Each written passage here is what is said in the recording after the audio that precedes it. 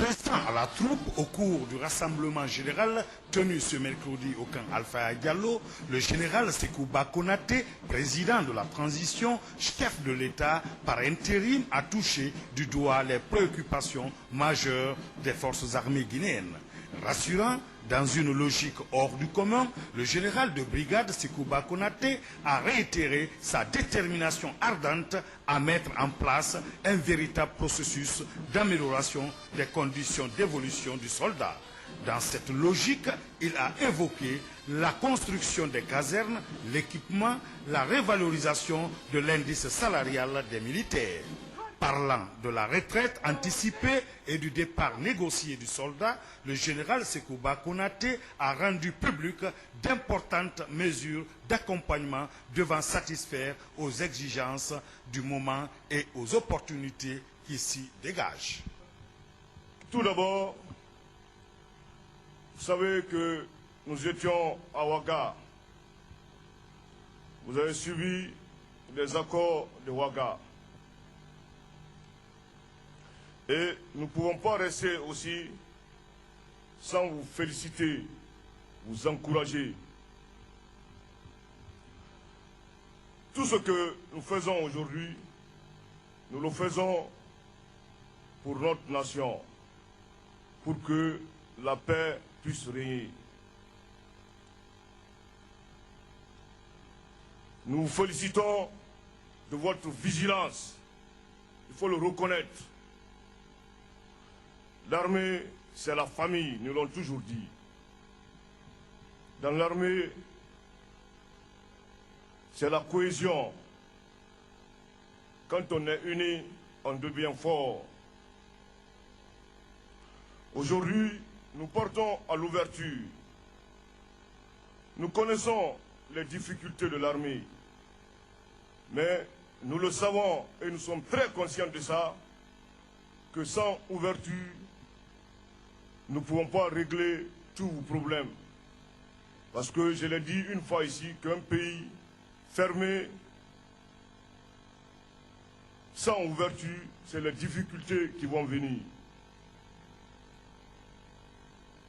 Aujourd'hui, nous partons à la démocratie. On a dit dans 6 mois, nous partons aux élections. Mais bien sûr, l'armée a des difficultés. Le gouvernement qui sera en place, le gouvernement s'attellera à 2 missions. La mission de partir, organiser les élections, et la mission de la restitution de l'armée. Dans cette restitution de l'armée, nous savons qu'il y a le problème d'indice. Il faudrait que les gens qui seront là-bas, pendant qu'ils se basent pour régler le problème d'indice, et après, l'amélioration des conditions de vie, ils doivent prendre ça. La reconstruction des camps que nous avons commencé, terminer ceux que nous avons commencé et continuer ceux dont qui n'ont pas été reconstruits. Équipés comme il le faut. Et il y aura aussi les mesures d'accompagnement.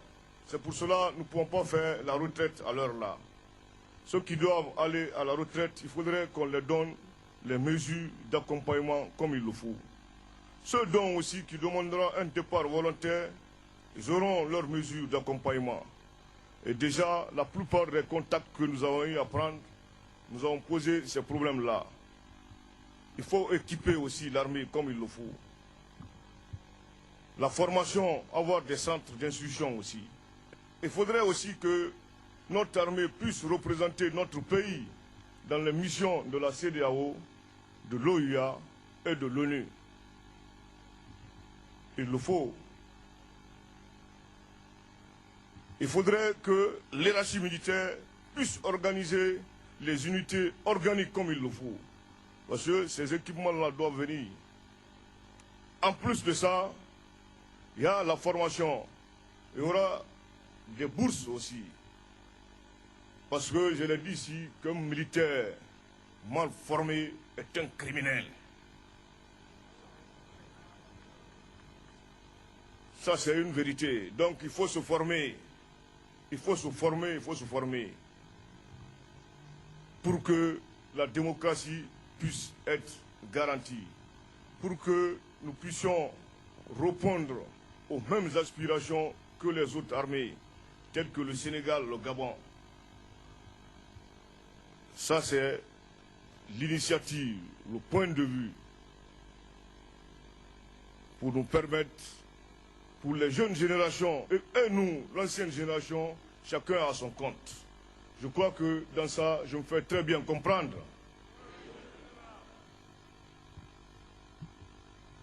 C'est un bon point de vue ou bien c'est pas un bon point de vue? Donc, nous vous encourageons une fois de plus, nous vous félicitons. Ça, le gouvernement d'union nationale, pendant qu'ils sont en exercice, doivent s'atteler à ça.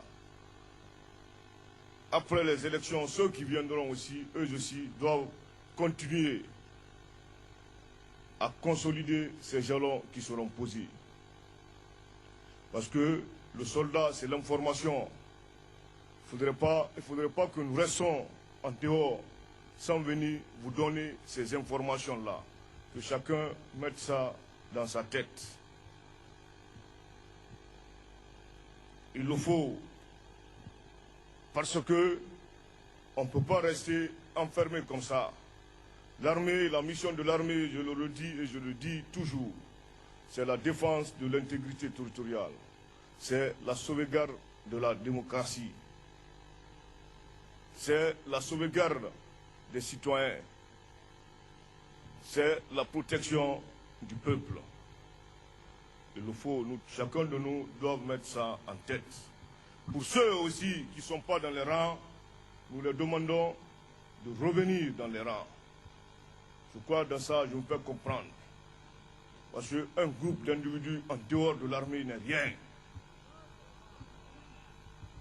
Ça c'est clair, hein? Et je le répète encore que la cohésion doit continuer. Donnons-nous la main, que nous vivons en famille, pour que nous soyons plus forts. Cette division-là, ceux qui les envoient n'ont qu'à cesser. Ils sont connus, mais dans la vie, c'est Dieu qui paye chacun de nous. C'est Dieu qui paye un individu ce que tu fais. Et la conscience aussi, nous le demandons aussi. Soyons conscients, cessons la démagogie, cessons le mensonge. C'est ça qui nous a toujours gâtés. Et soyons militaires. Le militaire, ce n'est pas la diversion que le militaire doit faire. Le militaire doit garder l'attitude comme il le faut. L'attitude militaire, c'est comme beaucoup de choses. Donc je demanderai aux commandants d'unité, dans les unités respectives, qu'ils puissent expliquer ça comme il le faut, pour que nous tous nous soyons informés au même niveau. Par ailleurs, le général Sékou Konaté a demandé à l'intelligentsia militaire d'établir dans les meilleurs délais un plan d'action approprié visant la création d'une véritable unité organique au sein de l'armée afin de restaurer la hiérarchie militaire. De cette stratégie, l'armée guinéenne occupera une place de choix dans les contingents de maintien de la paix.